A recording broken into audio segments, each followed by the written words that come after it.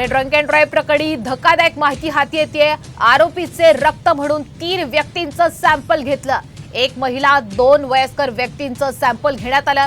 Doctor Shrihari हरनोळ यांना हे sample घेतलं होतं। 3 ब्लड सॅम्पल डॉक्टर श्रीहरी हरनोळ यांनी घेतलंय। ससूनमध्ये अल्पवयीन आरोपीचे म्हणून 3 व्यक्तींचं ब्लड सॅम्पल घेण्यात आलेलं आहे। एक महिला आणि 2 वयस्कर व्यक्तींचं ब्लड सॅम्पल घेण्यात आलं होतं। दरम्यान पुणे अपघात प्रकरणातल्या अल्पवयीन आरोपीचं बदललेलं रक्त एका महिलेचं आहे असं चौकशी समितीच्या अहवालात नमूद करण्यात आल्याची माहिती सूत्रांनी दिली आहे। दरम्यान आता ते रक्त अल्पवयीन मुलाच्या आईचं असल्याची चर्चा आहे। त्यामुळे आरोपीच्या आईवर सुद्धा आता कारवाईची टांगती तलवार आहे। दरम्यान डॉक्टरांनी नियमांची अंमलबजावणी केली नसल्यानं चौकशी समितीनं आपल्या अहवालात तसं म्हटलं असल्याचंही कळतंय।